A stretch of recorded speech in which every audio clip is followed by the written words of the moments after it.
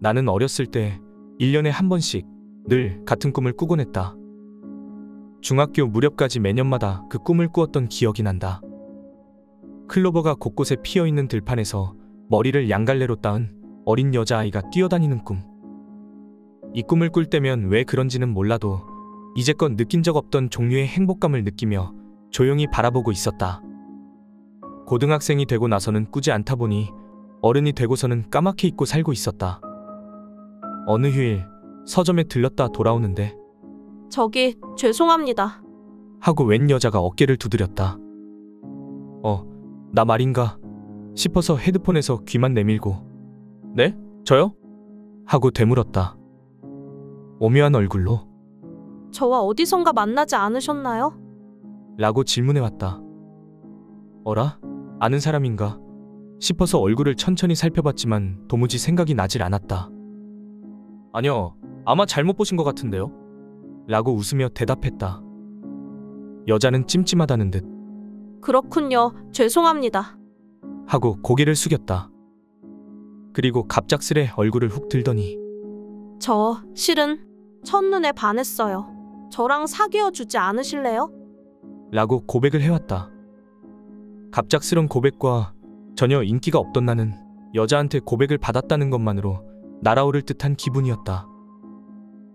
잘 부탁합니다. 라고 약간 어리숙하게 대답을 하자 여자는 웃으며 그럼 연락처를 알려주실 수 있을까요? 하고 휴대폰을 건네와 그날부터 연락을 하게 되었다. 나는 친구들에게 자랑을 해댔다. 하지만 여자친구 쪽은 어쩐지 데이트를 할 때도 연락을 할 때도 뭔가 무리하고 있는 느낌이랄까? 정신이 딴 데가 있는 느낌이 자주 들었다. 처음에는 긴장이라도 한 걸까 싶었지만 점점 나를 사랑하지 않는 건 아닐까? 하는 생각이 들 무렵이었다. 그래도 그럭저럭 3달 정도가 지난 어느 날 같이 드라이브를 가게 되었다. 차를 타고 가자는 이야기를 꺼낸 순간 여자친구의 얼굴이 무표정의 가면처럼 굳어서 당황했지만 내가 웃는 얼굴로 드라이브 가고 싶어 라고 말을 하니 응, 알겠어. 라고 대답을 했다. 당일 여자친구를 만나자 엄청 큰 배낭 같은 걸 메고 왔었다. 소풍 가는 것도 아닌데 뭘 이렇게 많이 싸왔어 하고 웃고는 꽤 시골인 동네를 떠나 평소와는 다른 도시 쪽으로 나가보기로 했다. 그날 여자친구는 너무 반짝반짝 빛나 보였다. 역시 수수한 시골보다는 도시 쪽이 즐겁겠지. 잘 왔다는 생각이 들었다. 꽤 멀리 차를 타고 나오다 보니 여자친구가 만들어준 주먹밥이나 샌드위치를 먹기도 하고 차 안에서 둘이서 이런저런 이야기도 나누고 나도 너무 좋아서 즐거웠다. 이후에도 가끔 드라이브를 하게 되었고 여자친구는 매번 이것저것 만들어 와서 마음의 거리가 줄어든 느낌이었다. 어느 날 언제나 그렇듯 여자친구 집 앞에서 여자친구를 태우고 운전을 하는데 여자친구가 조수석에 앉자마자 입을 열었다. 오늘인가 보네. 뭐가?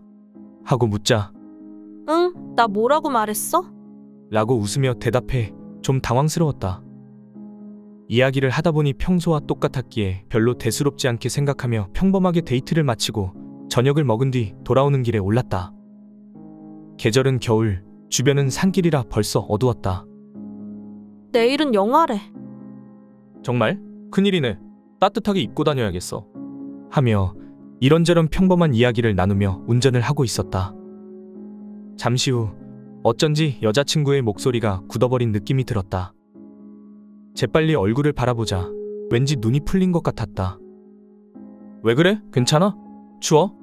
하고 묻자 응, 괜찮아. 라는 대답이 돌아왔다.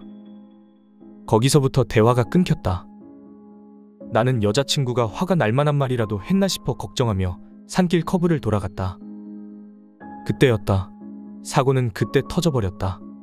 자동차는 스윽하고 커브 바깥쪽으로 겉돌더니 원심력에 따라 그 기세 그대로 가드레일 너머로 떨어졌다.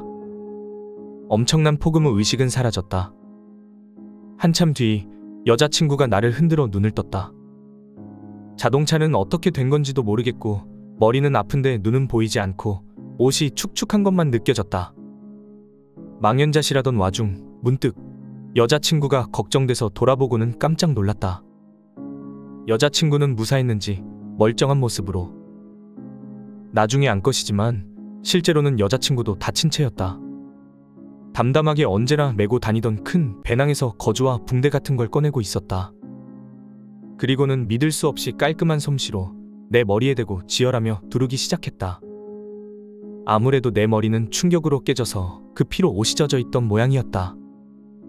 그 후 여자친구는 휴대폰으로 구조를 청했다. 예보대로 영화의 추위였던 탓에 배낭 속에 들어있던 손난로를 내 몸에 잔뜩 붙이고 우리는 꼭 껴안고 체온을 지켰다. 나는 피가 빠져나간 탓인지 굉장한 추위가 들었고 공포에 질려 죽음을 각오하고 있었다. 걱정 마. 내가 꼭 지켜줄게. 나는 무척 신기한 기분이 들었다. 잠시 뒤 멀리서 사이렌 소리가 들려오고 우린 구조됐다.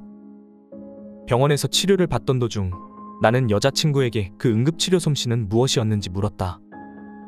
그러자 여자친구는 믿을 수 없는 얘기를 하는 것이었다. 나 실은 다 알고 있었어. 라며 이야기를 꺼내기 시작했다.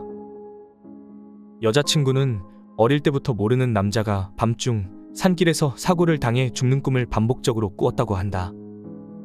너무 자주 꿈을 꾸다 보니 어떻게든 도와주고 싶다고 여기는 사이 어쩐지 위에서 내려다보던 꿈이 조수석에서 지켜보는 것으로 바뀌었다고 한다.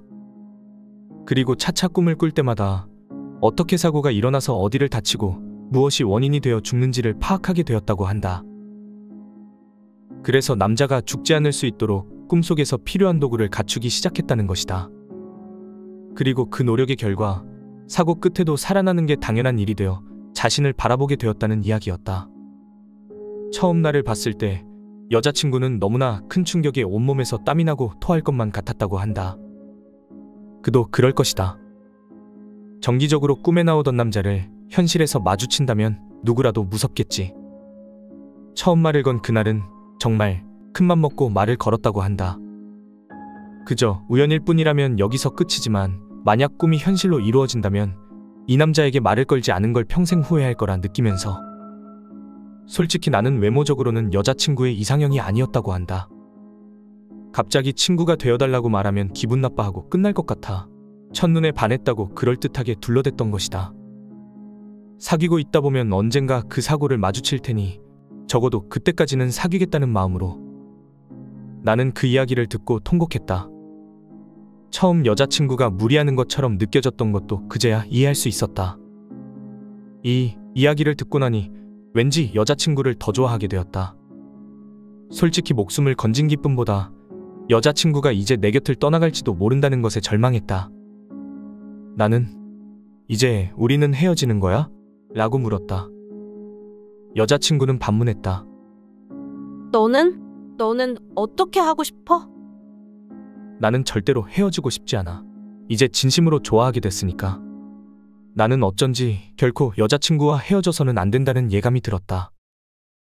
당시에는 나 같은 놈이 이런 여자를 놓치면 다음은 없을 거라는 생각에서 그랬다고 여겼지만 아마 헤어지면 안 된다는 것을 내 마음속 어디에선가 이미 알고 있었던 것 같다. 내 대답을 들은 여자친구는 나도 너를 진심으로 좋아하게 됐어. 앞으로도 잘 부탁해. 라며 웃었다. 그로부터 반년 정도를 더 사귄 후 사귄 지 1년쯤 될 무렵 우리는 결혼했다.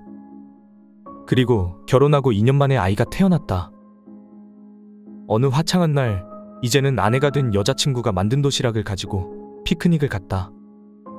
2살 된 딸은 무척 들떠서 피크닉 시트를 준비하는 동안에도 뛰어다녔다.